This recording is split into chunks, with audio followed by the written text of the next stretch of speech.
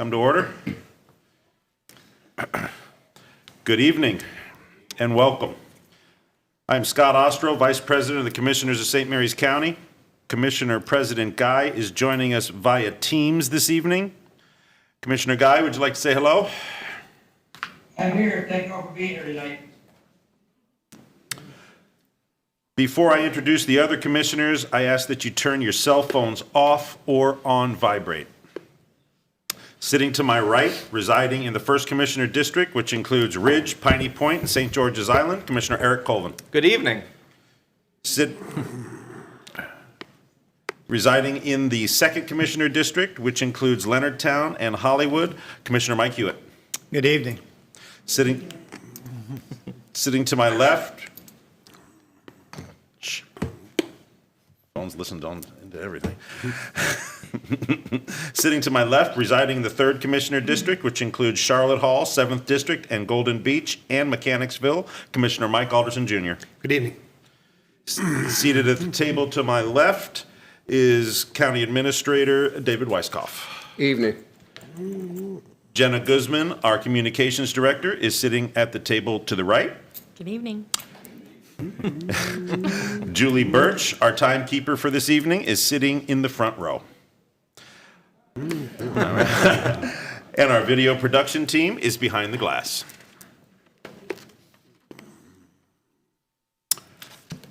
I will now open tonight's public hearing on the proposed text amendments modifying development standards for use type 60, fuel sales, and creating new use type 76A, small box discount stores, and 77A, vape with corresponding standards. We will now have a presentation from Deputy County Attorney John Sterling Hauser and Director of Land Use and Growth Management, Ms. Jessica Andritz. She just sent you up here, sir. There you go. I volunteered on this one, considering the ladies had their hands with the Planning Commission, that I'd, catch the arrows tonight for this hearing. But obviously, if I get stumped on any technical questions, I've got Director Jessica Andritz, Deputy Director Brandy Glenn sitting in the front row back there. I will not hesitate to call them up and step aside when you all hit something that gets me. Commissioners, normally at this stage, there's a very, very brief intro, the basics of what the ordinance is about, what we're here for, and then move right on to public comment. Given the attendance, given the public interest on this one that we had an inkling of going into tonight, thought it might behoove the process and the public in attendance to spend a little bit more time, no more than 5-10 minutes, gong me out when necessary, going into a little bit more detail on the ordinance, its background, what staff was thinking when we put this up there, and most importantly, what the next steps in the process are, where we go after public comment today, when the commissioners can take action, and what options you have in front of you when this is going to come back for you on the 28th. So again, for the record, my name is John Hauser, Deputy County Attorney, and before you tonight is this, in the first of your double header public hearings, is a proposed ordinance that, if adopted by the Commissioners of St. Mary's County, would adopt new development standards for existing use type 60 fuel sales, and then create new use type 76A small box discount stores and use type 77A vape shop. And we are here to solicit public comment on that proposed ordinance. Where this came from initially was a May 12th direction by Commissioner Alderson, supported by a majority of the rest of the commissioners, for staff to look into and devise whether there's anything that could be amendments that could be made to the comprehensive zoning ordinance to give vitiation to complaints that members of the public have made or made comments, various hearings and proceedings before the Planning Commission, before the Board of Appeals, before the commissioners in the last few years, the common theme of which was the perceived over-proliferation of certain use types, certain retail establishments, certain types of development in certain areas of the county, namely gas stations, convenience stores, vape shops, and Dollar General-like retail establishments. With that direction to go in, make the inquiry, see if there was anything to do, was a missive to come back by June 2nd. So on June 2nd, I and Jessica Andritz came back in front of you with this proposed ordinance that would amend the comprehensive zoning ordinance to give a little bit more standards, to give our Planning Commission, our Board of Appeals, a little more room to righteously inquire about this perceived overproliferation of these use types in a certain area of the county. The proposed ordinance takes our existing standards for fuel sales and then creates new use types out of the existing general use categories that vape shops and small box discount stores, which is the more kind of formal expression we've come up with following a reference in state law for what we would Dollar General, Family Dollar, Dollar Tree, similar establishments fit into. They propose that wherever those uses are currently permitted by right now, that they would become conditional uses instead, and then add some additional conditional use standards for them to satisfy. Those are the only changes that are being done. No thing more beyond that. There's not any type of zoning district where they are allowed now where they would not totally be permitted. And then likewise, there's no prohibited zoning districts right now that they'd suddenly be allowed in if they got this conditional use approval. And the significance of going from a use permitted by right to a conditional use approval is this. Uses permitted by right are supposed to be those uses that the commissioners have prejudged to be completely compatible, completely in keeping with the spirit and nature and the intended aesthetic and character of the zoning districts in which they're proposed. That you have a use permitted by right, be it a single-family dwelling, be it a Walmart, whatever the case might be, if it's got that P in the list of authorized uses in the zoning ordinance, it is allowed to go in there more or less entitled to development if it can prove technical sufficiency with the development regulations in place for that district. And when I say technical sufficiency, when the development regulations in the district, I'm talking about satisfying adequate public facilities ordinances, stormwater management, environmental site review, making sure you've got adequate number of parking, the nuts and bolts kind of mechanical objective criteria that apply to just about any type of development, regardless of whether we call it a permitted by right or conditional use or any type of use in our CZO. But the crutch is this. Once you prove that technical sufficiency with the existing criteria, you are more or less entitled to your approval if the use is permitted by right. If you think, as the approver, if your staff, if you're the Planning Commission, if you're the Board of Appeal, and you get handed that permitted by right approval, you find it checks the boxes, that all I's are dotted, T's are crossed, then regardless of whether you think those technical criteria go far enough in that particular circumstance, regardless of whether you think there are special circumstances about that particular use proposed at that particular area, you more or less have to hold your nose, vote to approve, regardless of what personal feelings are. Compared to a conditional use, conditional uses are not open season for the Board of Appeals to complete unfettered discretion on, but conditional uses are a change in for permitted uses in this case. If permitted uses are presumed in almost every circumstance to be compatible with their existing neighborhood, to be compliant with the comprehensive plan when they are proposed in conformity with the development regulations that apply in that zoning district, conditional uses at least allow the Board of Appeals to righteously inquire whether there are unique circumstances or case-by-case circumstances with that particular property or that particular use located at that location that make it unfit for location there, and that in that particular permutation, it is not, in fact, compatible with the existing uses in the neighborhood, that putting it in that location, even though it could be authorized as a conditional use, is not in furtherance of the goals of the comprehensive plan. It adds another layer of public hearings, the conditional use approval for the Board of Appeals. It creates more standards that a conditional use is going to have to abide by. The 8 general criteria for all conditional uses, including criteria number 7, conformity with the spirit, intent, and purpose of the comprehensive plan, as well as 2 additional conditional use criteria we're proposing in this ordinance for these 3 uses that we think speaks more directly to the concerns that we were asked to create an ordinance about. This idea that they are overabundant or overproliferated or repeated too much in a given circumstance, and that it's diminishing the aesthetic values of the neighborhood and the character of that neighborhood by the said overproliferation.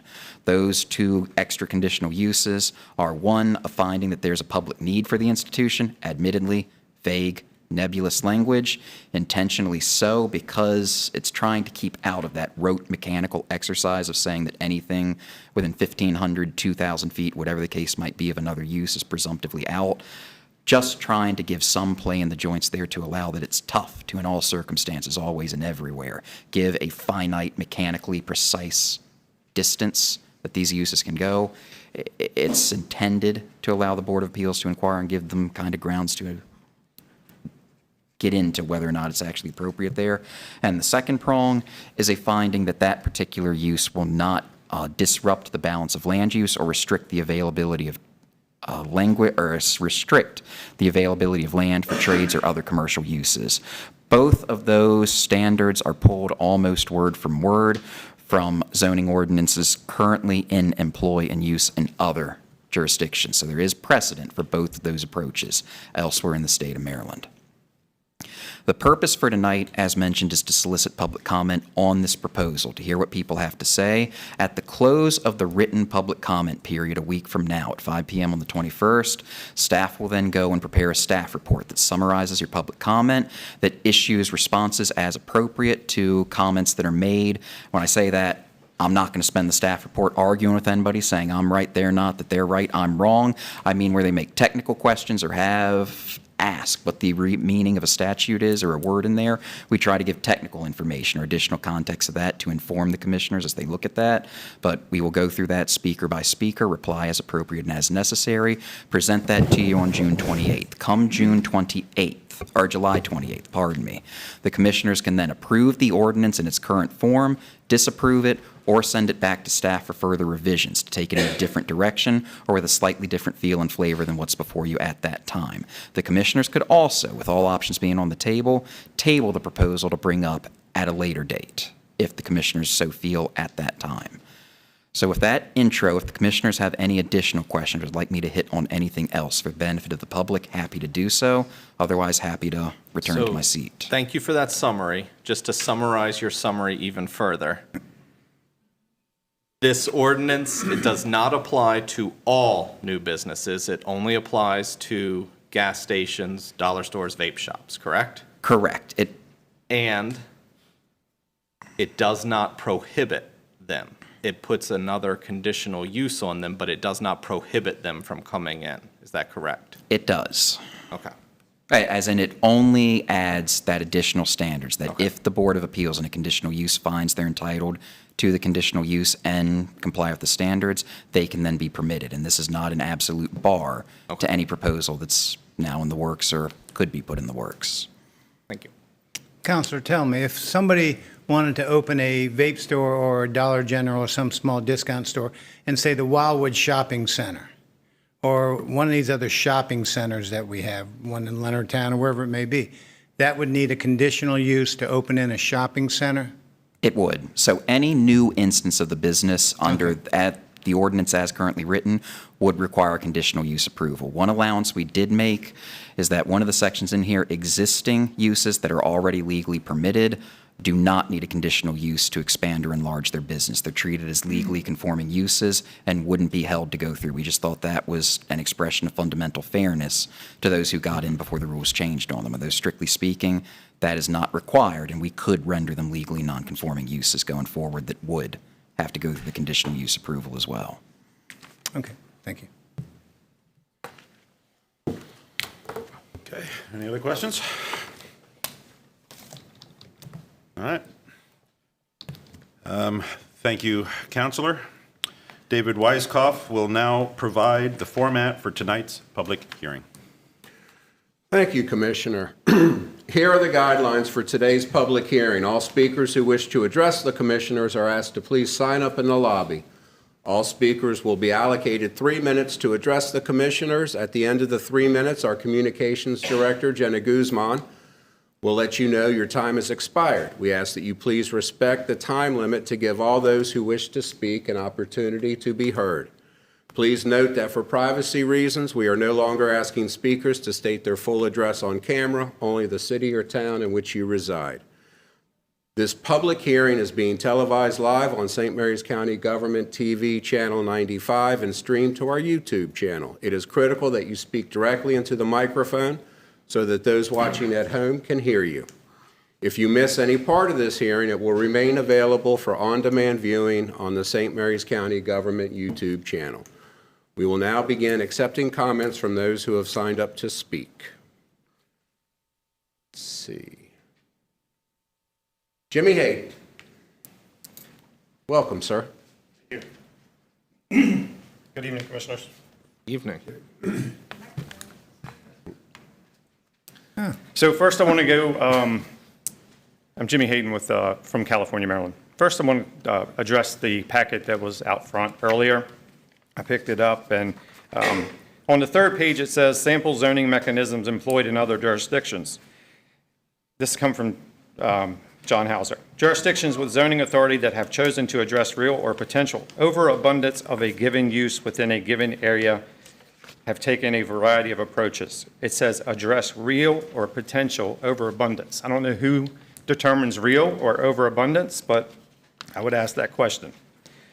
On the next page, it says other counties create a more quantifiable standard for determining public need. Baltimore County, for example, creates a standard tied to the number of abandoned fueling stations within the vicinity of a proposed site. That I could maybe understand, but because you got to abandon one, why you want to open up a new one? Maybe so, but I'm a property rights person. I believe in property rights. I don't believe in this stuff. The third one on the next page, it says the use type 76A is for small box discount stores. Does the word dollar in the box name make it a discount store? Because if you've ever been to a dollar store, they're not discount. They're not discount at all. That dollar gets people in there. The last thing I wanted to address would be the floor size of the small box discount store. I have a family member that I take to these stores because the big stores that are cheaper and discounted are too big for them to walk around. So dollar stores are good for the public, whether you believe it or not. They are great for the public. There's a lot of people, disabled, elderly, that use them. Going on to the customer assistance guide, number 30. If you're at home, look it up on the website, on the county commissioner website, and read all that's required for these conditional uses. It's a lot of things that have to be required for someone to apply for a conditional use. Making these business conditional use would not ban them, like Commissioner Colvin said. I understand that, I get that, but it does add another layer of government bureaucracy, overreach in my mind, because it's higher development cost, less predictability for businesses, fewer incoming retailers, reduced property owner flexibility, less competition for consumers, and stronger community control. Some business owners view conditional use requirements negatively because when a use is permitted by right, when it's in black and white in the zoning regulation, which this could be put in there, a property owner knows exactly what the standards must be. When a use becomes conditional, public hearings are required, neighbor testimony can influence outcomes, and similar to last night, I saw... Mr. Hayden, your time is expired. 3 minutes? Yes, sir. Oh, darn. It goes quick. Thank you, Jimmy. Thank you, sir. Next up is Chris Longmore. Welcome, sir.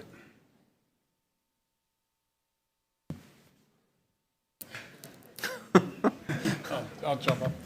Good evening, Commissioners. Thank you for the time this evening. Chris Longmore.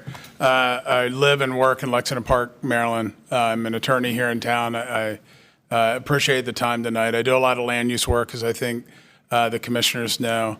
And I'm here both to represent my views, and I'm representing Royal Farms that has a pending application for a location in Callaway that exists. The couple of points I'd suggest making is that I understand the idea behind this, and I appreciate Mr. Hauser's comments, and I agree with how he portrayed it. But one thing that I think is missing from that is that I don't think this is needed to have the effect that you want. And the reason why we sit in this room often with the Planning Commission sitting in the seats you're in now, and there are already standards in there where these uses have been denied where they are permitted uses in certain zones because of the care that the Planning Commission gives to them. I'll give you an example. There's a proposed 7-Eleven on the corner next to Leonardtown Middle School that was an allowed use there that met the technical requirements that the Planning Commission and Board of Appeals denied on an appeal. There was another Dollar General proposed in Mechanicsville that met all of the technical requirements of the ordinance but was denied, and the Board of Appeals supported that decision by the Planning Commission. I was involved in both of them. I guess the point I'd like to make is there's already a balance in our zoning ordinance and in the standards for a concept site plan that address the concerns that I think the commissioners are trying to address. It's already happening in practice. We have a growing community, and we have a lot of businesses that want to invest in that, in our community. A big part of that is the work that you all have done as county commissioners. That's why we have these businesses wanting to come to our community. I don't think that adding another layer of another hearing and another expense will really address the concerns that you have. I think it's just part of the symptoms of being a strong, growing community that we have, that sometimes it feels like that growth, that change is hard. And I'd respectfully say that we don't believe that this is needed at this time, because if you look at the standards for a concept site plan, why I sit here often and say if you meet the technical requirements, I believe projects should be approved. There is one standard that says that a concept site plan must promote the health, safety, and welfare of the community. That's already in there. And that's a standard I saw Commissioner Thompson in the audience tonight. That's a standard that the Planning Commission uses often to balance the same things that we're already talking. All this will do is make the process more expensive. Look, it's great for guys like me, because I'll be up here for 2 hearings instead of 1 for my clients, but it doesn't really benefit anybody else from that. The only final point I'll make on behalf of my client, Royal Farms, is they do have a fully submitted concept site plan under review by the county. They invested in that project with the expectation of what the rules are. It's already being Your time has reviewed by the expired. Please technical wrap up. agencies. We'd ask for a grandfathering provision to protect projects like that. So thank you very much. Thank you, sir. Let's see. Marcia Greenberg, welcome.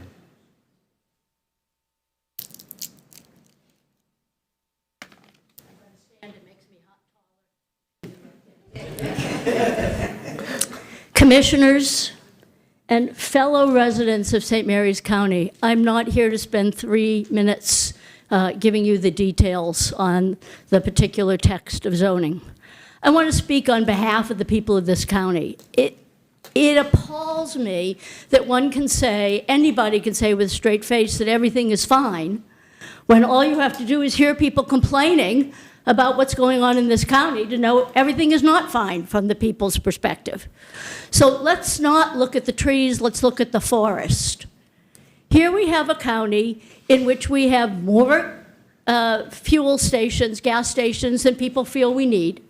We have vape stores on practically every corner, which are predatory, which are harmful to young people and others.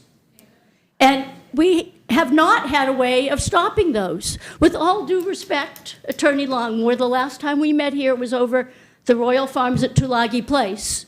If we had the appropriate regulations, there would not be a Royal Farms across the street from the Methodist Church. If we had appropriate regulations, there would not be a 7-Eleven across from Great Mills High School. It's fine to talk about how it was stopped at Leonardtown High School, but the kids in Great Mills High School can go across and get a Slurpee and whatever other kind of sugary thing they want all the time because it's right across the street. So let's be honest. I went to law school in the 80s. I know full well that property rights were reified then, and they've gotten stronger and stronger and stronger. But what about the health, safety, and welfare of the people of this county?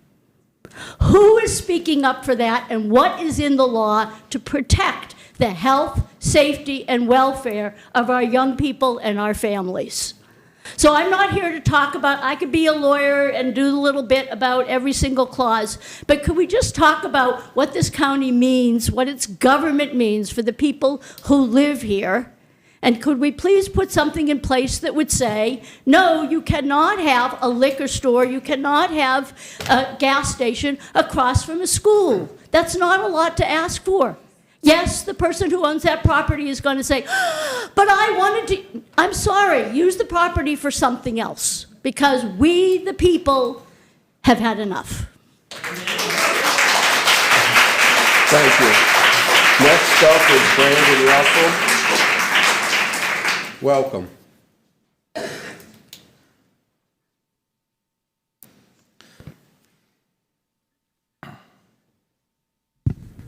Good evening, Brandon Russell from Compton. I can appreciate the effort that's being made here to respond to community concerns about the number of gas stations, dollar stores, and vape shops, but I don't know that the ordinance as written is actually going to fix the issue and address the concerns, which are real.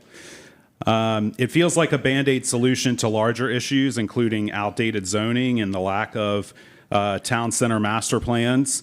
And one of my biggest concerns is that the ordinance relies on demonstrating a public need for proposed development. Because in practice, that standard is unlikely to accomplish what residents may think it will. Large corporations have the resources to commission market studies that will almost always conclude there is sufficient demand for their business. Those studies analyze market conditions and consumer spending, not the lived experience of residents or the broader vision for what our community should become. Property owners should have the ability to make reasonable use of their land. But at the same time, property rights exist alongside responsible planning, or they should, and that responsible planning should protect the interests of the broader community. We should be asking whether a proposed use strengthens our local economy, complements surrounding development, and contributes to a balanced, sustainable community, not simply whether another chain can make a profitable investment here. Another issue is economic strategy. If we continue having the same types of businesses, we miss opportunities to diversify our commercial base and create jobs that offer stronger wages and better benefits. Large retail chains rely on part-time, low-wage positions with limited benefits, and I know that because I spent the first half of my career working in retail, and I saw firsthand how many employees had to work multiple jobs just to make ends meet. So this conversation is about much more than zoning. It's about economic development, quality of life, and making intentional decisions that position the county for long-term success instead of reacting to projects one at a time. If the goal is to encourage a more balanced mix of development rights while respecting private property rights, we need a more comprehensive approach, which starts with modernizing zoning regulations, creating detailed master plans for our commercial centers, and developing long-term, long-range economic strategy that encourages the kinds of businesses and jobs our community wants. And I also just want to note with my remaining time that anytime we talk about public health, safety, and welfare, or whatever that line is in the zoning ordinance, I can't tell you how many planning commission meetings I've watched where the planning commission has been frustrated because the county attorney has told them that is not a basis for which they can deny a project. So if we're referring to that as a reason why the planning commission can deny a project, I don't think that the county attorney agrees with that, and I don't think it's enough to rely on that line being in there in order to say, well, we've got it covered, we can deny a project if it doesn't meet this. Your time has expired. Thank you. Next up is Jim Pendarvis? No? Okay. That is all who have signed up to speak. Is there anyone in the audience who would wish to speak on this topic? Come on up.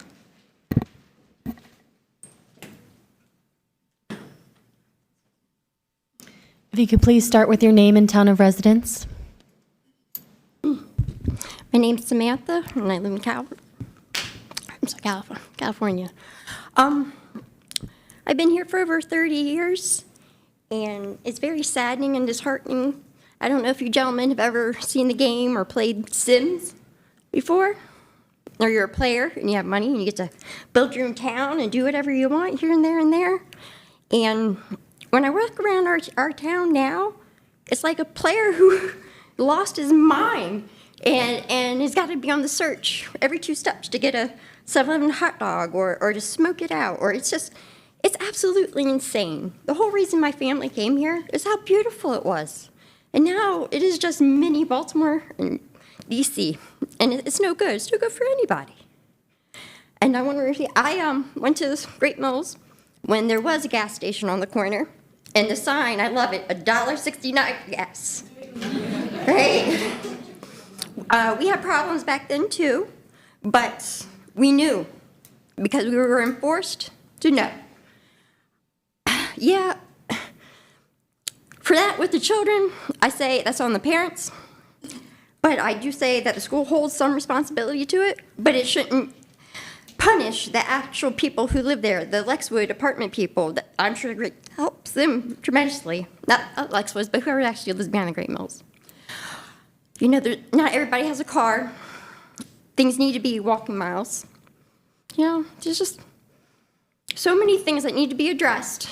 And I feel this county just grab and here and here. And I know this isn't going to have to help anything, but I think we all are here for anything, money-wise or anything, and for the next kind of thing coming up.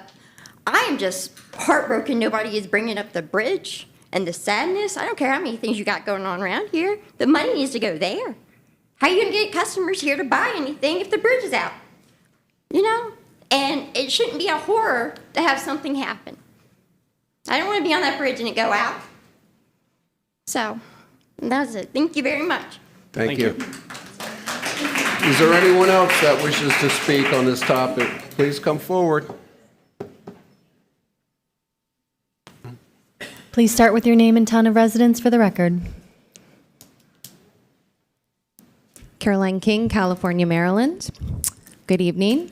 I just want to offer another citizen perspective. I support this zoning ordinance. I don't think it goes far enough. I think we should have density limits on the number of these types of uses within a certain area.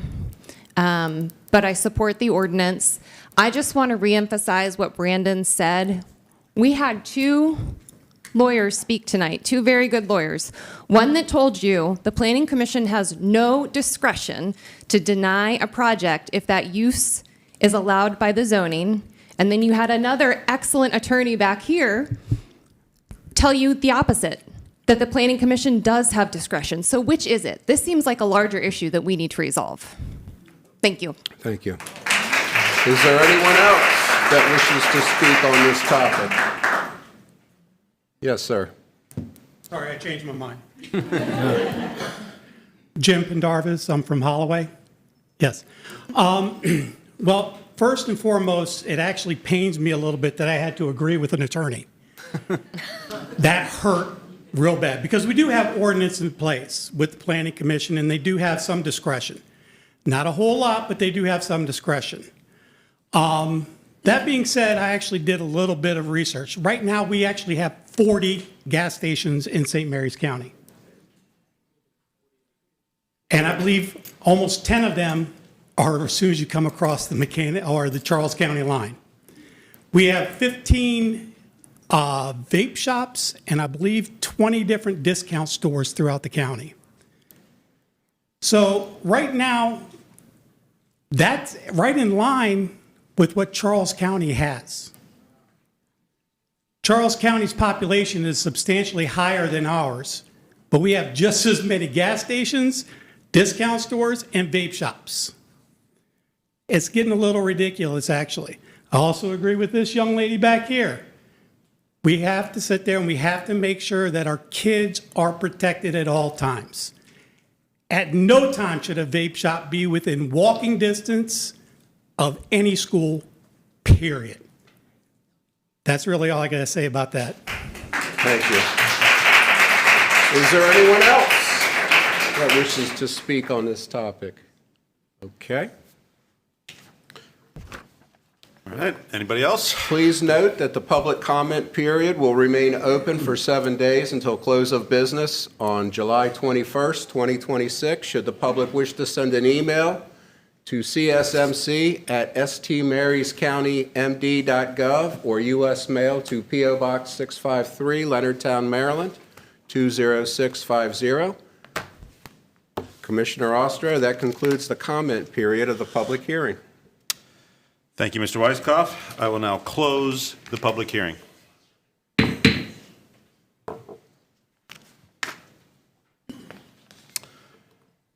I will now open tonight's second public hearing is on the proposed Community Reinvestment and Repair Fund Ordinance. We will now have a presentation from John Sterling Hauser, Deputy County Attorney. Welcome again, Counselor. Evening, Commissioners. I'm still John Hauser. You're still the Commissioners, but this is a different ordinance for a different proposal. This second one of the doubleheader being for the long-awaited ordinance that would create formally the St. Mary's County Community Reinvestment and Repair Fund, and then create the framework for the commissioners, for staff to then begin soliciting proposals for grants to make from that fund, and then ultimately getting the commissioners to begin a funding cycle here in the next few weeks and months. Again, because of the attendance, because of the interest, have a little bit more of a summary than we would normally do in something in hand for this. Starting with the origin of all of this, of the state CRRF, begins all the way back when recreational cannabis was legalized in 2023. And as part of that initial tranche of legalizing of legislation that legalized recreational marijuana, a community reinvestment and repair fund was created, that a certain portion of state tax proceeds from the recreational sales tax applicable to marijuana sales was going to go into that statewide fund. The CRF has been amended in some form or another every year since 2023, 2024, 2025. 2026 was the first year that didn't see any type of legislative change to it, although there was an attempt. But as the commissioners know, that there's a sales tax applicable to cannabis. It's 12% now, after originally being 9%. That 12% tax revenue, the first 50% of all proceeds go towards the state general fund.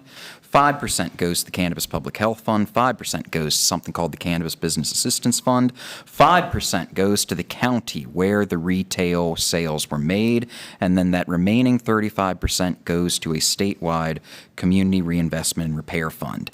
Distributions from that statewide Community Repair and Reinvestment Fund are then made to each county and Baltimore City in an amount proportionate to that county's in an amount proportionate to the total number of cannabis possession charges in that county compared to the total number of cannabis charges in the whole state of Maryland from about 2002 to 2023, a 20-year look back period.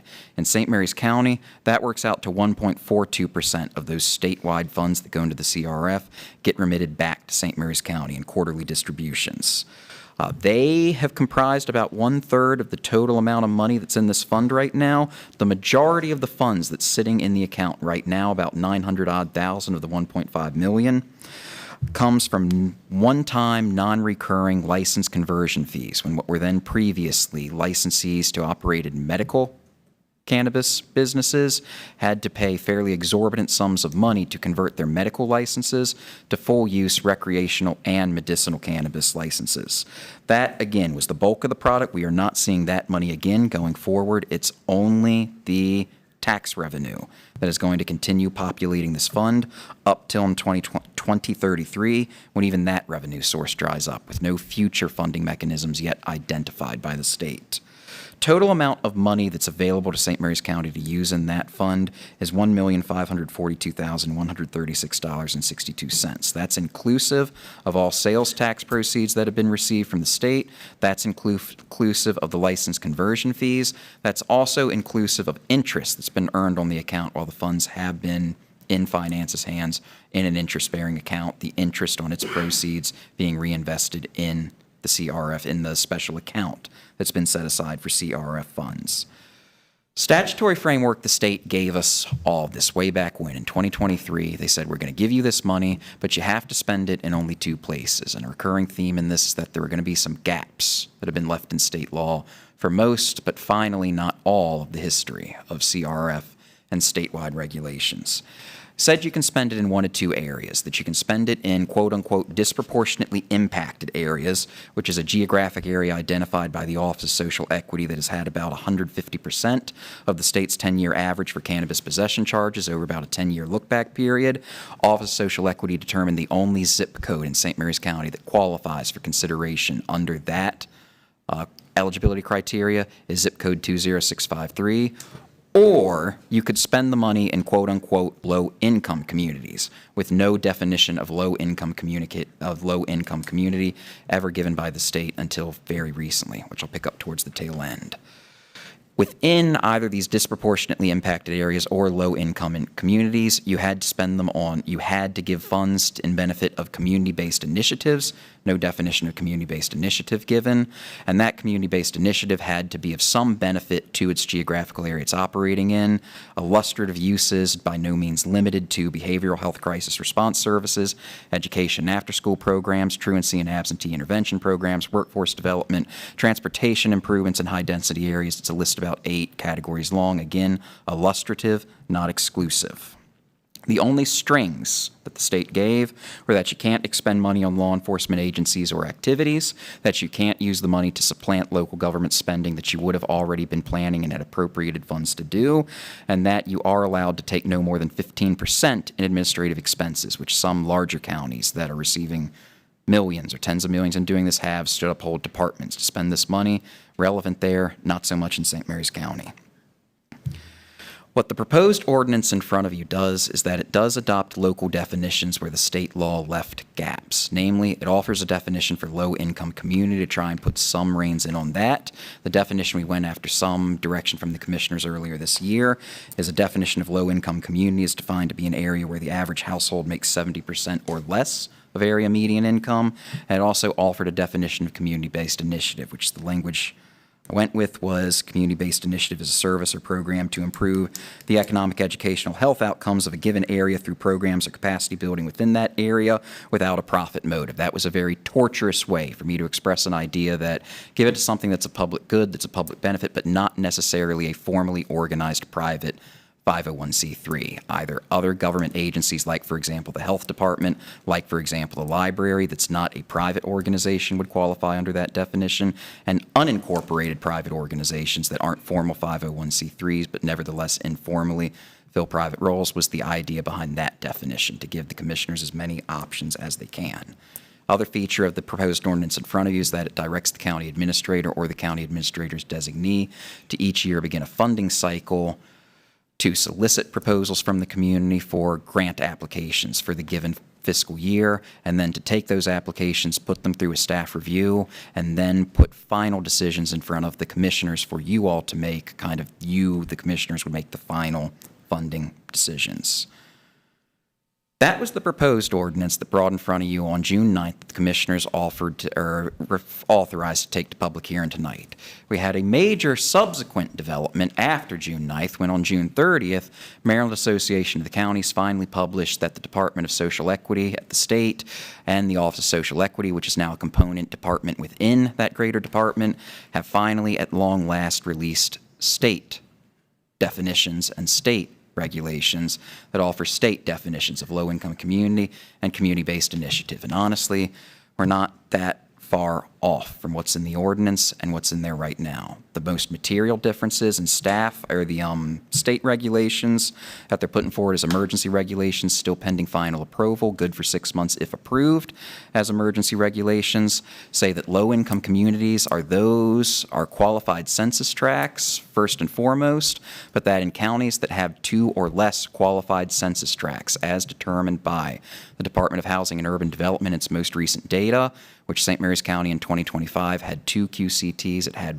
0 in the 2026 HUD information that came out, that low-income community is not just QCTs, it's also any geographic area where average household income is 80% of area median household income, my apologies, not average, where median household income is 80% of area median income. That's more generous a standard than what's in the ordinance before you.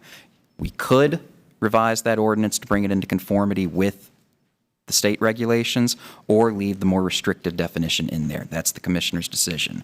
One place that the ordinance will have to give way on is that the definition of community-based initiative that the state has gone with does make it very clear and does specify that recipients have to be private organizations, 501Cs, not necessarily 501C3s, but 501Cs of some nature or other, duly recognized by the IRS to be a tax-exempt nonprofit organization and licensed to do business in Maryland and in good standing with the state.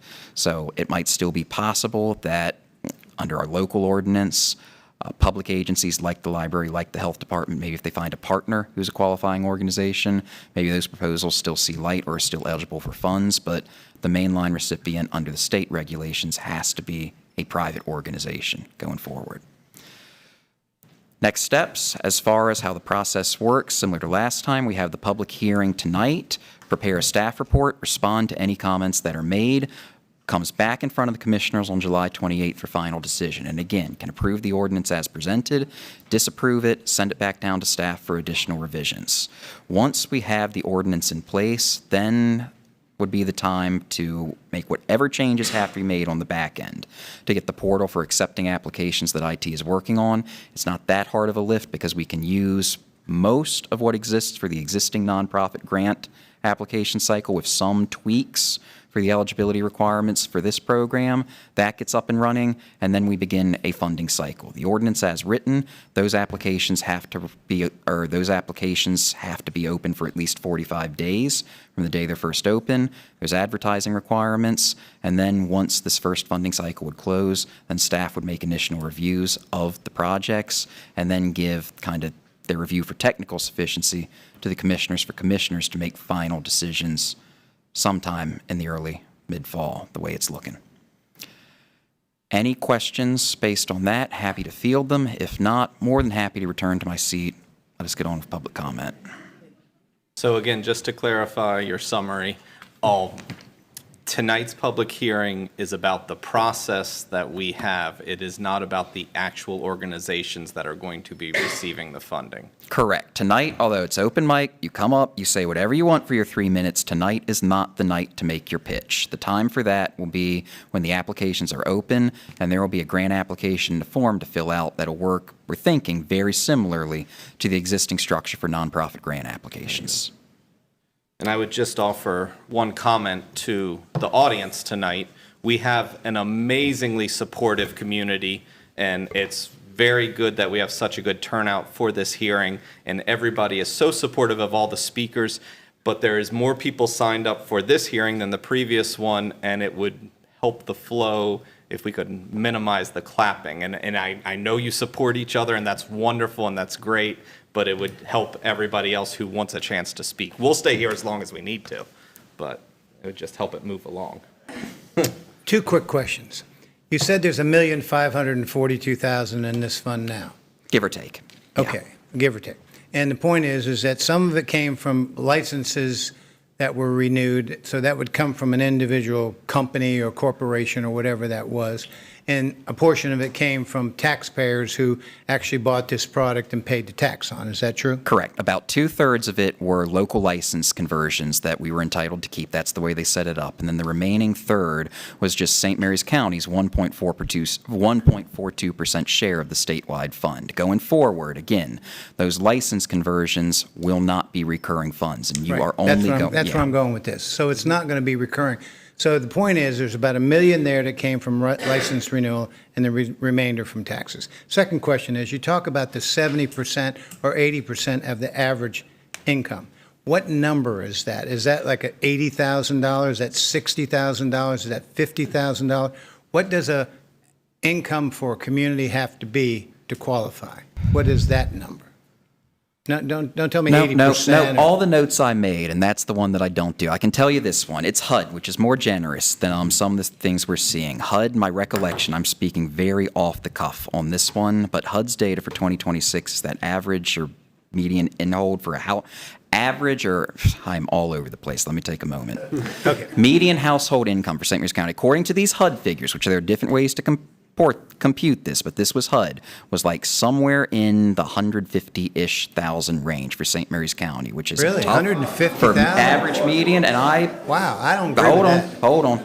I'm hearing the reactions, and I'll make the promise for this. I don't have the computer handy for me at the end of public hearing. I can pull up what I can and come back with actual figures on this one, but it's 80% of that. And again, Well, that's well over $100,000. My point, Right. Counselor, is that everybody will qualify, in my opinion. And that's a good thing. Now, again, we talked initially about 20653 being the primary area, and that had its own concerns. But this part about income-based, it's important we have a figure associated with that, and also a mechanism to understand, is Hollywood fit that category? Does Leonardtown fit that category? Does Ridge? We need to know who fits the category so we can say, if you're from this area, you qualify. If you're not from this area, you don't qualify. so definitely put in the staff report, and again, going off the cuff. And again, I promise anybody, I can pull up the figures I'm going off on that one of what HUD says, median household income, because the reality is, we are blessed and fortunate to be a fairly wealthy county as these things going on, and you are going off the average or the median of what a household in St. Mary's County makes. Now, it's not everybody would be qualified. It's not It's more generous than 70%, obviously, but it was about 10 to a dozen census tracts, if I'm recollecting correctly, that would qualify under the 80% standard. You're mostly looking at areas in rural areas. Obviously, Lexington Park, Great Mills, the areas that would be qualified census tracts, that were your kind of your first tranche would qualify. Your more rural areas, too, are going to qualify. Leonardtown, Hollywood, California, not going to be cutting that 80%. we get it. Let's get to these people Right. to speak. Yeah. I had one other question too, Counselor. Is there anything, because I know the way we currently have this written, where it'll be very much like the grant applications and staff and the commissioners will make the decision. Is there anything in the new state guidance or existing already to where we could make it, if we so chose, to have a committee who reviews the applications and makes those decisions? You could. And that was one of the touch points early on, because originally OSE thought that said it would be a requirement. It was never a requirement under state law. What the regulations specify, and what a few other counties have done, particularly larger ones, they authorize counties to set up advisory committees, commissions that could either make recommendations to the commissioners or the local and governing body, or make the recommendation or make the funding decisions themselves. But it's authorizing language. It's not a requirement that any local governing body do it necessarily that way. You have all the right in the world to reserve the final decision to the local governing body if you so choose. Or to elect a committee to Right. do it. Yeah. Or to appoint committee a to do it. commission. Yeah. Okay.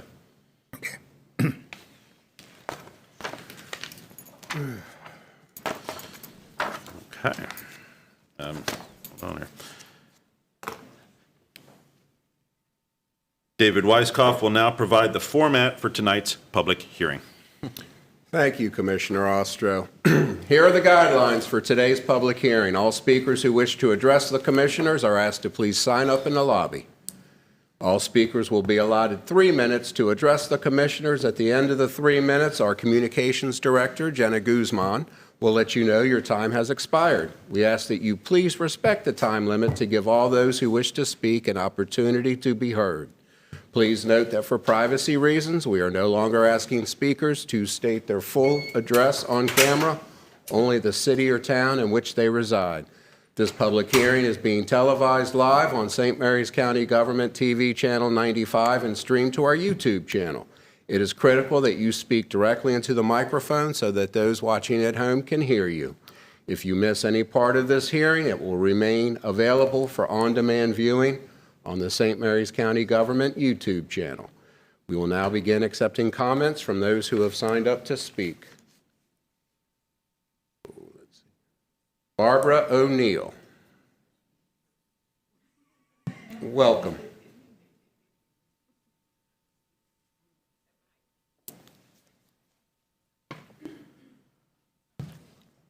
Hi, my name is Barbara O'Neill, and I'm from Ridge, Maryland. And I wanted to come here and talk about the funding the Community Investment and Repair Fund. One of the things that stands out to me, I work in the homeless community, and I've lived in this community since 1989, but I've been doing a lot of work for the last 11 years in the St. Mary's County Homeless Coalition and Homelessness Prevention Board. When we talk about investment and repair fund, what is community investment? There's lots of different ways that we look at this, and this is one of the things that we found in our housing symposium was that we don't define what these words actually mean, and we need to do that. We need to get better at that when we talk about affordable housing or we use different words. So what do we mean by community investment? Our community includes everyone. We should not decide who makes up our community based on their ability to pay to exist here. And I'm going to give you some numbers from the local homeless, the Southern Maryland Homeless Local Coalition.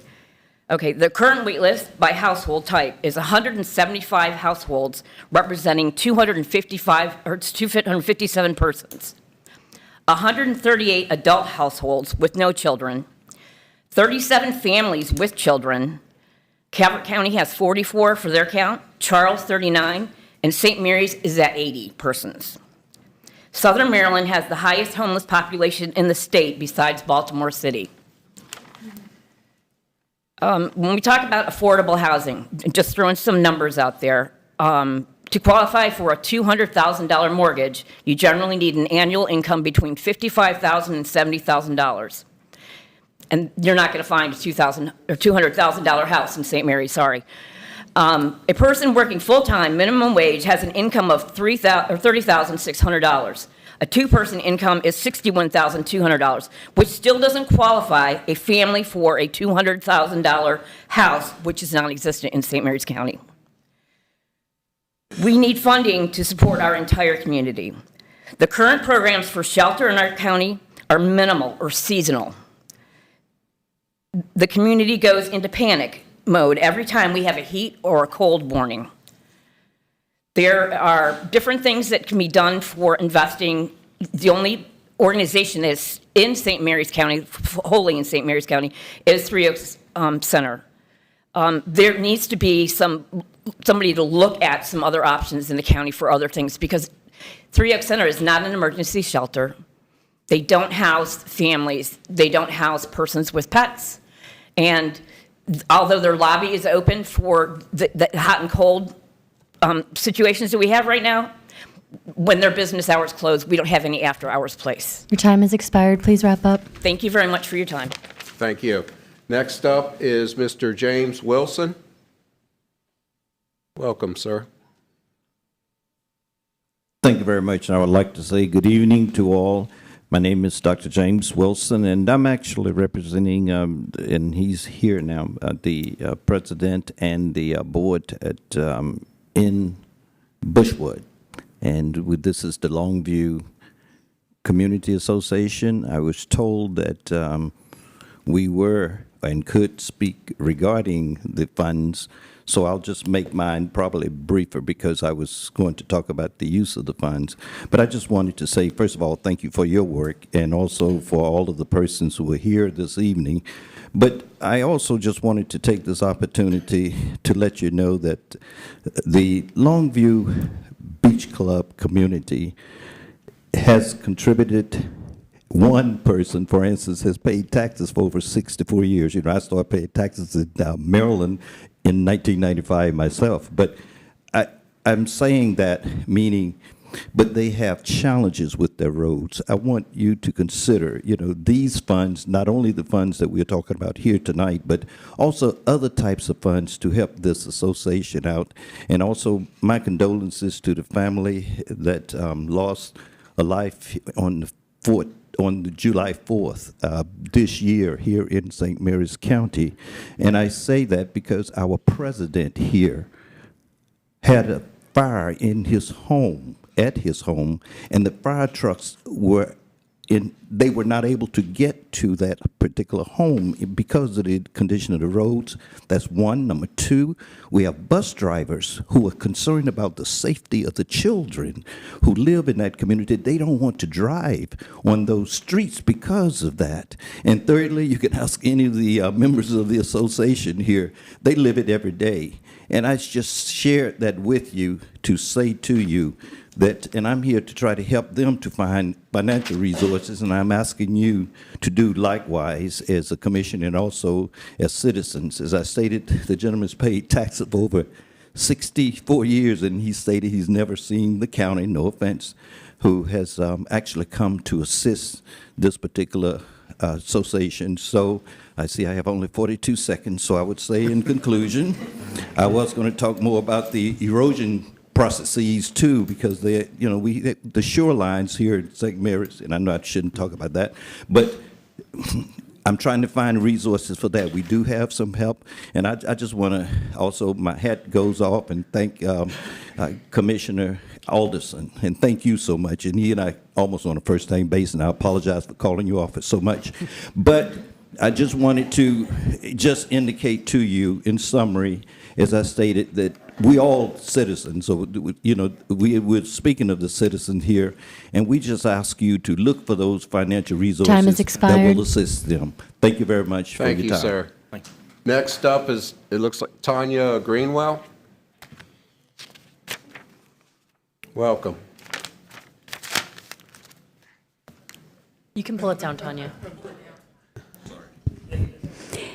Good afternoon, everyone. Well, I, like this gentleman, was here speaking on behalf of Building Bridges, which is a nonprofit organization that's based in Lexington Park. And I had hoped to share with all of you, and all of you are here, more information about what our organization does and how it directly connects to the community in St. Mary's County, and specifically the demographics that the attorney talked about earlier.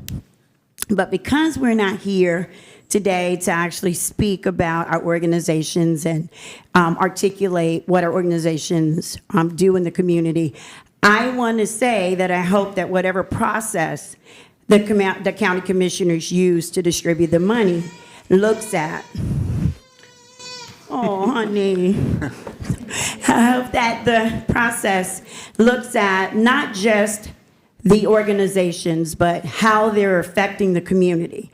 What work is being done in the community around education for children and resources for their families. And so I hope that the process that's written out and the way in which the money is distributed does look at each organization who applies and distributes that money in a way that will help those organizations do more in the community. That's all I've got. Thank you. Next up is Adrienne Mathis. Welcome. Good evening. My name is Adrienne Mathis, and I am, California, 20619. And I am a citizen 30 years within the county as a retired educator 30 years and a public servant and a community servant all over. I want to thank you for the work that you've already put in developing the ordinance, and thank you for giving us the opportunity to give you some feedback on what we think. So I'm going to briefly ground us a little bit for the purpose of the fund. The Community Reinvestment and Repair Fund was established by the Maryland General Assembly through the Cannabis Reform Act of 2023 and is governed by the Alcoholic Beverages and Cannabis article. And that article is 13A03.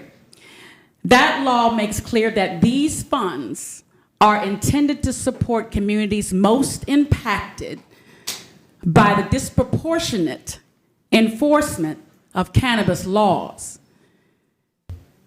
The Maryland Office of Social Equity has further identified these communities. And they say that statewide, they use a statewide cannabis enforcement data. They also define the disproportionality impact areas as those that were had cannabis possession charges exceeding 150% of the state's 10-year average. So in St. Mary's County, that data shows that the impacted area, the concentrated impacted area, is only one area. That zip code is 20653. So it is listed. It is the only zip code within our county, and our adjacent counties have maybe 2 or 3 or 4 more than we do. So as we move forward, it's important that our local processes reflects that. And so I would like to offer 4 recommendations. First, align with the state. Ensure the ordinance follows the Office of Social Equity's designation so the funds stay true to its purpose. Second, create a clear plan before funds are awarded.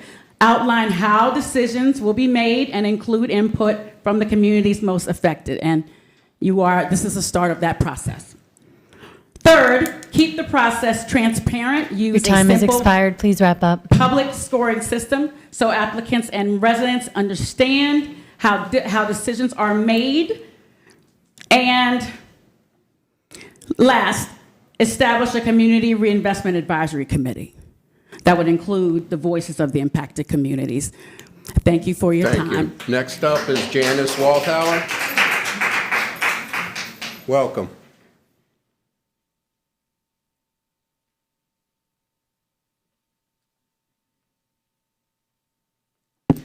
Good evening, Commissioners. Can you hear me? Sure yes, ma'am. Okay, thank you.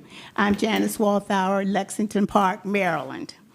It takes a village to raise a child. And in St. Mary's County, there are achievement gaps in reading and math that have existed for years between children in poverty, African American children, Hispanic children, and their white and Asian counterparts.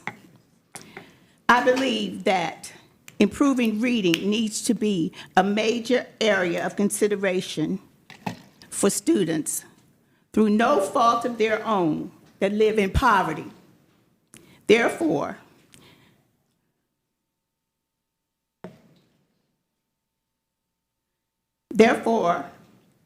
high poverty areas like Lexington Park, the Lexington Park area with the zip code of 20653, where you will find all the Title I schools, the poverty schools in Lexington Park, 20653, should take first preference. If you can't read, you can't do math.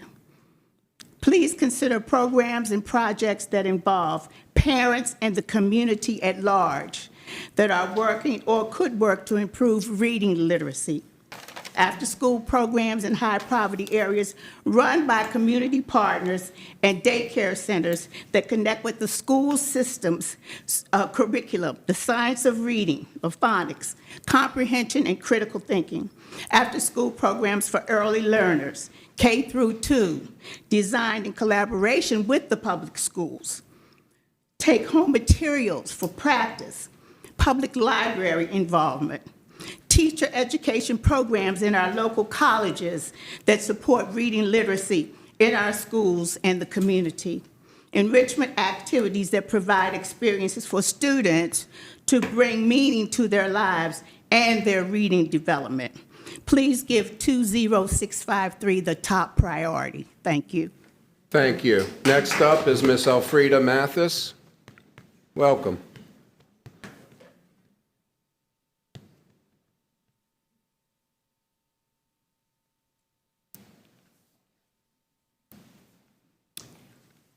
Good evening, Commissioners.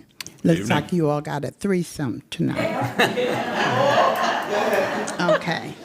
Now, I live in Great Mills, Maryland, 20634. And I think the attention towards 20653, Lexington Park, is critical for our county. I love my county. I devoted most of my lifetime to the St. Mary's County Public Schools, and I enjoyed that. I'm speaking from my heart. I was born and raised in Valley Lee, but lived a considerable amount of my growing up years in Lexington Park. And what I know, because I'm home now, retired, but I keep up with what's going on, how much money the county commissioners have. I worry Commissioner Hewitt about that all the time, because I know that we somehow came up with a system where we would get surplus money every year, and then we had to figure out how to spend it. So now we're in a system, I'm talking about money for St. Mary's County, raw money that we can spend on anything we want to spend it on. We don't have to follow a state law that says this money must go to 20653. That was the original order. Calvert County got it. Charles County got it. St. Mary's County said, we get it, but we think some of that money should be spent elsewhere. Now, I'm about to tell you there's some elsewhere money in St. Mary's County government. There is elsewhere money. And we somehow figured out how to save our money. We always had a rainy day fund. Now we have a lot of rainy day funds with interest growing on them. That we have the money to identify priorities in our whole community, that we can use our own money that we have been saving. We got money That's all I'm telling you people. Okay? And we have smart people running our county and supporting our school system. So, with that, I need to stop because I could talk all night long. Thank you, ma'am. I am finished. I got 10 more minutes. Okay. So I just implore you to take a look at all of the money. The money that is being given Your time is to now us expired. Please wrap up. by the state Thank you, ma'am. through the cannabis money and the money that you have in the bank that we own, the citizens of St. Mary's County. And I love you guys. I love everybody in this room. I love my county. Thank you. Thank you. Next up is Miss Brianna Barker. Welcome. And I'm 81.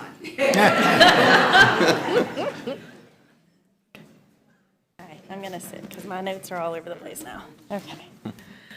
Hi, my name is Rihanna Barker. I am from Leonardtown, Maryland, and I represent My Sister's Closet. We are a community-driven clothing initiative serving women across Southern Maryland through free pop-up events. Our mission is to build confidence, foster connection, and create welcoming spaces where women support women. Our organization aligns directly with the core pillars of the St. Mary's County Community Reinvestment and Repair Fund. Just quickly, our founder, Melissa Rodriguez, she's out of town, so I'm grateful for her for having me do this. She started this in December, and by March, in 3 months, less than 3 months actually, we collected enough donations, clothing donations, to join another organization, Cinderella Society, at the fairgrounds in March for 3 days. I saw a lot of you guys there, where we were able to provide thousands of items of clothing for women, all free. If we have clothing, we have shoes, we have purses, we have accessories, jewelries, everything they could ever possibly need. It was such a great event. We had everything set up as much like a department store as we possibly could in a fairgrounds building. Everything was sorted by size and style and hung up nicely and just made it just an all-around nice event for everyone. We had college students leaving home. We had people looking for church clothes, people who have lost weight, people who have gained weight, people who have left domestic violent situations that just needed a new set of clothes. We had so many people that came in and said they had a job interview and they were so excited to have a nice new suit. We have received, the amount of donations that we've received from the community has been wild, actually. There's a few of us that go, there's 10 businesses so far in the community that have allowed us to put drop boxes in their businesses, and we go and pick them up all the time. Our basements, our garages, everything is full. So we look forward to presenting our application and having the opportunity to continue helping the women of this community. Thank you. Thank you. Next up is Stacy, nope. Is it Micah, Stacy Ray, or parentheses, Micah Johnson? I'm sorry. Somebody is two people?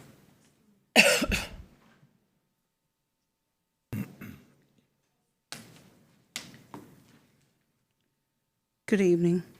I'm here to read the message from Stacy Ray.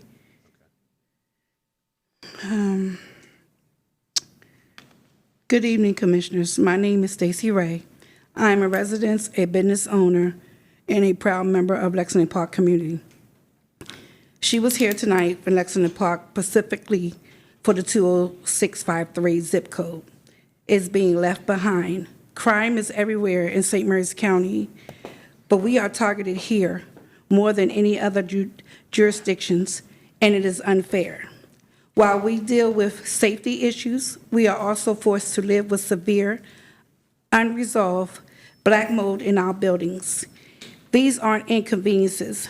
They are health and safety crises, and they reflect a broader system of neglect. Meanwhile, we'll watch our neighborhood get oversaturated with vape shops, and discount stores, while our designated cannabis funds are nowhere to be seen. Other counties have mobilized these funds. Where's the money for 20653? It seems like when election time comes, people want to show their faces down here. But I challenge you, roam around these neighborhoods when it's not election time.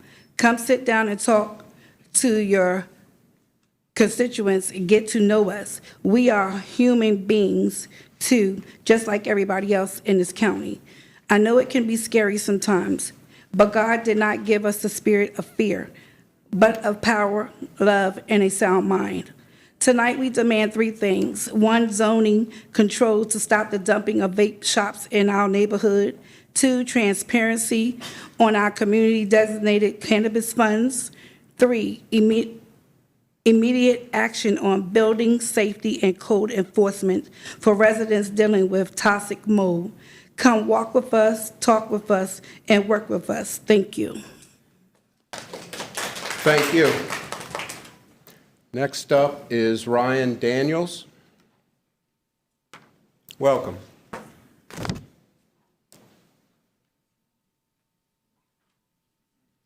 Good evening. Ryan Daniels, Lexington Park, Maryland. So a couple of things I was going to talk about got beat up already. Yeah, 20653. Got it. I'm with you. So I'll skip that. I see where the ordinance to implement the Community Reinvestment and Repair Fund assigns this administration to the county administrator or designee. I disagree. I think it should be administered by a commission as permitted in the legislation. A commission composed of affected people with the backgrounds it is intended to serve would be a better choice. Subtitle 17, Maryland Cannabis Administration 14.17.23, Community Reinvestment and Repair Fund. Point 04, Community Reinvestment and Repair Fund Commissions. A, political subdivisions may establish a commission to support the decision-making authority of the political subdivision to utilize money expended from the fund. B, commission membership. A commission shall include at least 5 members who collectively possess the requisite experience in community advocacy, social services, economic development, and fiscal oversight, including 1, so this is the important part, a resident of a disproportionately impacted area. 2, an individual impacted by the criminal justice system. 3, an individual knowledgeable about the impact of cannabis criminalization on communities. 4, an individual with experience in providing services for recently incarcerated individuals re-entering the community. 5, an individual with expertise in small business development, job training, and adult professional development. And 6, an individual having demonstrated expertise or experience in accounting, business, financial management, budgeting, or related fiscal oversight functions. I say let the people in this commission with these backgrounds decide on the merits of the projects to be funded by the CRF, not the county administrator. Respectfully, sir. Thank you. Happy not to do it. Thank you. Next up is Martin Purnell. Welcome, sir.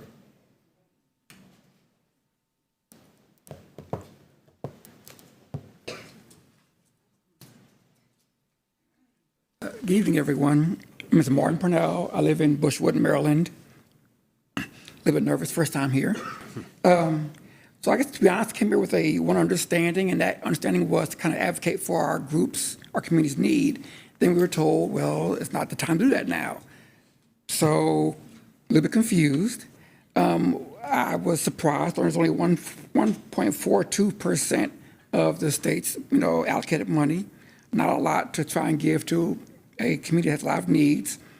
That amount, 1.5 million, not a lot of money. But I guess our community was told one thing from the county.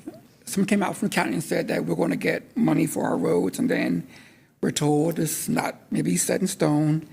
But I think that we all, as different groups, do have a need for our needs to be met. So I do see your challenge, though, trying to provide for a lot of different communities' needs that are valid and are diverse for you to have to try and meet. But I guess I implore you to maybe try and figure out how we can use that money wisely, as well as to maybe find other ways to help our communities out without having to depend on money from the state. And finally, that's it. I'm short, a lot of time left, but thank you very much. Thank you. Thank you, sir. Next up is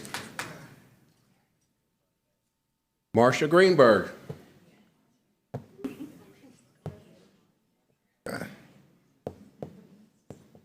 Welcome. Marcia Greenberg from Lexington Park, that's 20653.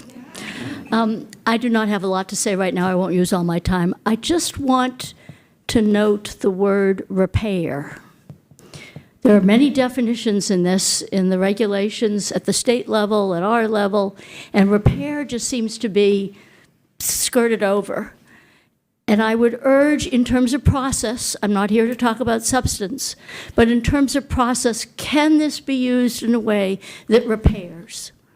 That repairs for the individuals who have been harmed by the use of cannabis in the past or by the use of law enforcement with those who have been found in possession?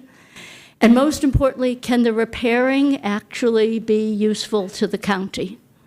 So the word repair is quite obvious there. The word repair is an opportunity. We are living in a world that is divided now. So let's use this as an opportunity to reverse that and to repair. Thank you. Thank you. Next up is Jim Penderas. Okay, thank you, sir. Oh, no, you're, no. He's I thought you were, that's fine. No, I got it's you. Pendarvis. Pendarvis. Right. Right. Well, I'm just a dumb attorney, so, sorry. So Jim Pendarvis, Hollywood, Maryland. I've heard quite a bit tonight on, what we could possibly do with this money. But I would like to bring up a couple of things that, we have right now. First, the planning committee has already approved quite a bit. I heard earlier today that there were some disappointments in some of the things that they voted on last night. They did not approve the site plan last night. They just approved a changing of a zoning. That was going to happen regardless. So what happened, with the commissioners today and them making the statement they're disappointed in that, some people might be disappointed in it, but we were going to have it anyway. Because what's happening, we already know the 2050 is coming about. 2050, we're supposed to have a whole lot more people here. The big emphasis right now is in the Lexington Park corridor. What I would like to actually see with this money, okay, is the ability to have more of the roads repaired. I would like to see fire departments so that these individuals who are in the lower income can have their homes saved when and if something happens. There are repairs that need to be made. Any type of housing that has any type of black mold, that needs to be resolved. There's no question about that. That is health. Our first service should be to the people of this community. We sit there and we already have this horrible thing in place right now of cannabis. As you can see, I'm against it. I am 100% against growing it here in St. Mary's County. But if it's already legal, let's use that money for something good. Fix the roads, get better fire departments, get more fire departments, get more safety in for those individuals that are in that 20653 area code. Thank you. Thank you, sir. Next up is Brandon Russell. Welcome.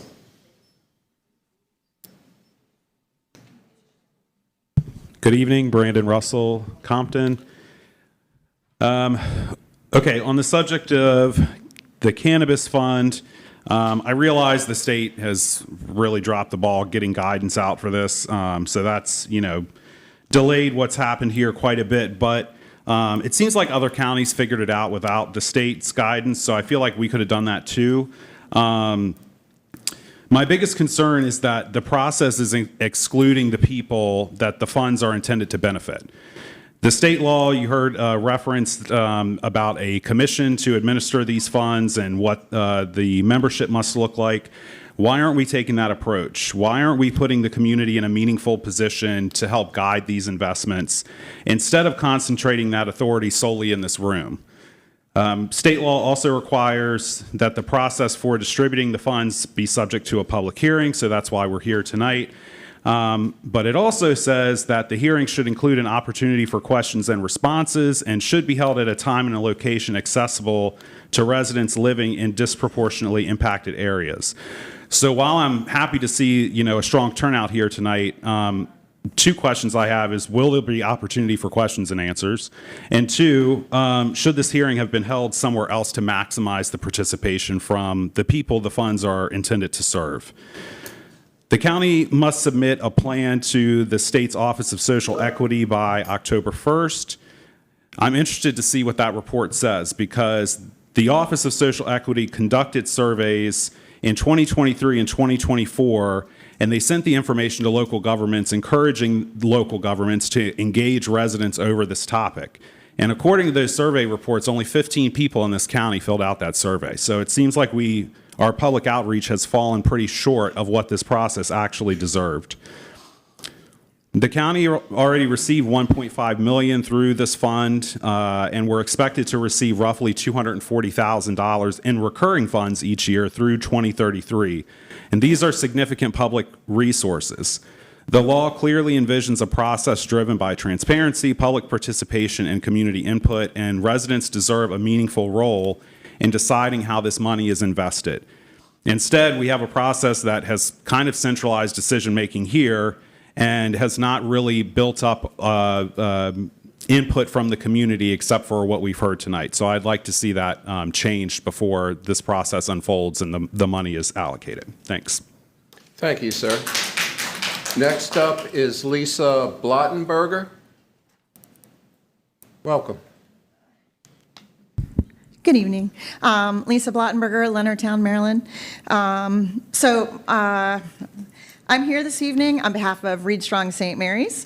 We are a collaborative group of educators, nonprofit organizations, libraries, higher education partners, community leaders, and volunteers working together. And we're working to improve literacy outcomes for the children of St. Mary's County, especially 20653. First, I would like to thank the commissioners for bringing this forward, for informing us tonight of, all of the framework for the ordinance, and for creating thoughtful, transparent process, and hopefully maybe even more transparent. For the community reinvestment funds, this funding represents something much bigger than just a grant. I'm with Boundless Expectations, and we receive grants each year, and this is bigger than that, and especially with this one-time larger amount. It represents an opportunity to invest in our children, strengthen families, and build a stronger St. Mary's County for generations to come. One area where that opportunity is especially meaningful is education. It's the area where we can have the most impact in our community. Here in St. Mary's County, only 37.5% of our Title I students in grades 3 through 5 are reading proficiently. That means that nearly 2 out of every 3 students in some of our highest need schools are not yet reading at grade level, and sometimes not even close to it. We know that strong literacy skills open doors to lifelong learning, employment, and economic opportunity. By investing in an evidence-based collaborative solutions, we have an opportunity to change educational trajectories, strengthen families, and create brighter futures for children in and throughout this community. That is why collaboration truly matters. No single school, no nonprofit, or community organizations can solve this challenge alone. Lasting change will require all of us working together towards this common goal. As you consider the framework for these funds, I encourage you to prioritize community-based initiatives that bring organizations together, use evidence-based practices, measure meaningful outcomes, and create lasting impact. Investments that connect schools, families, nonprofit organizations, higher education, libraries, all of these things. Faith communities and volunteers have the potential to create the sustainable change that far beyond a single grant cycle. Read Strong St. Mary's is one example of the kind of collaboration that can happen when organizations unite around a common goal. We hope this funding will encourage many more partnerships like this throughout our county. And the children of St. Mary's County, just to be very clear, our children get one opportunity at learning, especially getting that in our early grades. So it is critical Your time that has we really think expired. about Please wrap this. up. Okay, thank you very much. Thank you. Next up is Linda Thomas. Welcome. Good evening. Good evening. My name is Linda Thomas, Lexington Park, Maryland. I'm here tonight as an individual citizen to speak about the upcoming Community Reinvestment and Repair Fund. Specifically, I want to urge you to ensure that these cannabis revenues are used to fund adult literacy and GED preparation programs. The state mandate for these funds is very clear. They must be used to repair the economic and social harm done to communities disproportionately impacted by cannabis enforcement. And when we look at our hardest hit areas, like 20653 zip code, the single greatest barrier to long-term economic recovery is lack of workforce readiness. A person cannot secure a modern living wage job if they cannot read proficiently or if they lack a high school diploma. Generational poverty is locked in place when adult education is underfunded, and if we want to truly repair the economic stability of these families, we must give them the foundational tools to compete in the job market. Using CRRF money for GED and literacy programs isn't just a good idea. It aligns perfectly with the statutory intent of community investment. It turns tax dollars into real workforce development. Therefore, my direct request to the board tonight is twofold. When you finalize your local ordinance and grant criteria, please explicitly prioritize applications that address adult education, ESL classes, and GED completion. Consider establishing a dedicated fund carve-out specifically for educational equity in our underserved communities. We have an excellent local resources like our library systems, the regional councils that are ready to scale these programs if they are funded. Let us use these cannabis revenues to build more literate, qualified, and resilient workforce right here in St. Mary's County. Thank you. Thank you. Next up is it Samantha Welk?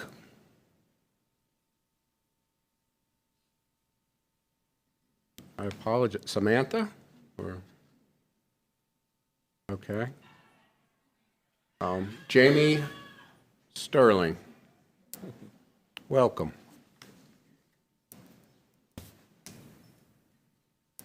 Hi, good evening. My name is Jamie Sterling, and I live in Leonardtown. So I have a couple of ideas, and I'm not sure if the Cannabis Fund can fund it, and if it's not something that would qualify, I know Deputy County Attorney John Hauser might be one of the smartest people alive, and certainly in county government. So if he can figure out a way to make it work, that'd be great. But even if these two ideas cannot be funded with this cannabis dollars, I would encourage the commissioners to figure out if there's a way that we can come up with some other solution. But the first solution that I have, that I think everyone's familiar with, is Project Graduation. Project Graduation is a program that the county has provided for every graduating senior. Prior to my administration, prior to myself taking office, it was funded in a way that the county cannot and my office cannot fund. It is something that I have continued to fund through my own budget. And the way that I was able to do this is because I did not have a deputy state's attorney that was appointed. But recently, I have appointed a deputy state's attorney. I will no longer have salary savings in my own budget to fund Project Graduation. It's going to be something that the county would have to try to fund in a line item if you so choose to do so, which I would be asking for, perhaps. But this funding seems perfect for it. This funding is supposed to be for trying to keep our kids safe, is it not? And that's what Project Grad does. It services every senior, including those in the areas that I believe the guidance shows. So that would be my first pitch, is let's fund Project Graduation. My second pitch is for community service, a way for the county or an organization to take community service in a way and have a better flow, a workflow. My office currently provides community service for the whole county. It seems somewhat limited that we provide community service by providing workers or volunteers who are criminal defendants only. That's how it's provided. It's through court ordered. If the county was able to provide community service workers that expanded everyone that wants to do community service, whether it's retirees, whether it's just volunteers, high school seniors, and also criminal defendants, I think we could service more than just the limited organizations that are coming to our office to sign up, including nearly every organization that has shown up today. They could sign up through this program asking for community service workers for specific projects. If you think about it, you could service every community, including the communities that really need the help, in addition to the organizations that are already in existence. I think that would be a great way for us to expand services, and it would be never ending. It would be a way for us to innovate and continue to serve. Thank you for your time. Thank you. That is all I had signed up to speak. There were about 3 or 4 people that didn't check a yes or no, so I apologize if you were one of them, but if there's anybody else here that wishes to speak, yes, sir, come on up. If you could please start with your name and town of residence for the record. My name is Leroy Hayes. To the microphone, sir, please. Into the microphone. Thank you. My name is Leroy Hayes, and I'm a part of Bushwood Chapter Code, Maryland, zip code 20621 and 20618. And I'm on behalf of, piggyback on Doc Wilson, Longview Beach Club Association concerning these repair, and we're trying to get the money to repair our roads. For example, he mentioned that I was one of the victims of a house fire there, that the apparatuses couldn't get to my house, and it burnt completely down. My father was, in 2000, was the 82-year-old man that was in a propane explosion there. Apparatus couldn't get to the, because of the roads. We had a fire a couple of months ago, and we got support from the volunteer fire department, have letters, and I think Commissioner Alderson has them, want to the Board of Commissioners to please grant us that money to have our roads fixed. Like I said, this community been in existence since 1955, 52, and we would go back as far as dirt road when they were putting oil on the roads to keep the dust down. So we're trying to do our best to repair the roads, but with this money, that the grant that we're trying to get with repairing is the operative word, that would help us a lot. I don't need 3 minutes. I'm just here pleading, begging, whatever, to help us out. That's what I'm here to. As far as the president, not only the president, as a neighbor and a homeowner at Longview Beach Club. Thank you. Thank you, sir. Thank you, Mr. Hayes. Anyone else that wishes to speak? Yes, sir. Please step forward.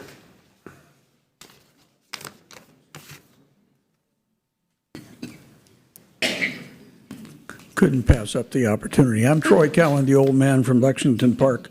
I want to compliment our Deputy Chief Counsel on the preparation and the drafting of the documents that he did. Excellent feedstock. Thank you, John.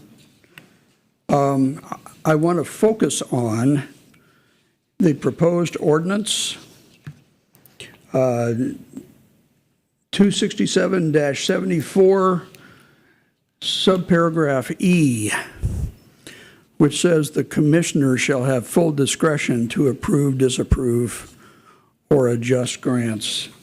I want to then refer to page 4 of the memorandum from Deputy Counsel, last bullet.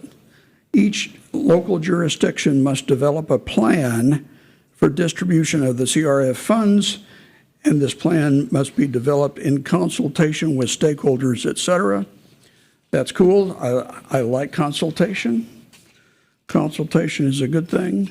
If you go to the state ordinance itself, it recommends a commission, which Ryan has already described. So my bottom line is the reference subparagraph E should be amended to strike the commissioners shall have full discretionary approval, and instead insert language which describes the functioning of the commission that the state law envisions, and that commission comes up with the priorities to be used in allocating the funds or awarding the funds to the various grants, and that the commission come up with a ranked order of proposed awards, and that list be approved by the commissioners. This precludes any favoritism. It leaves the decision in the hands of the local commissioners, the cannabis funds commissioners, and is a lot more transparent. Thank you very much. Thank you. Is there anyone else that wishes to speak? Okay. Please note that the public comment period will remain open for 7 days until close of business on July 21st, 2026. Should the public wish to send an email to csmc@stmaryscountymd.gov or U.S. mail to P.O. Box 653, Leonardtown, Maryland, 20650. I was about to say 53. Commissioner Ostro, that concludes the comment period. All right.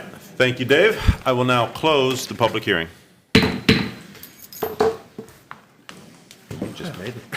Have a great night, Commissioner President Guy.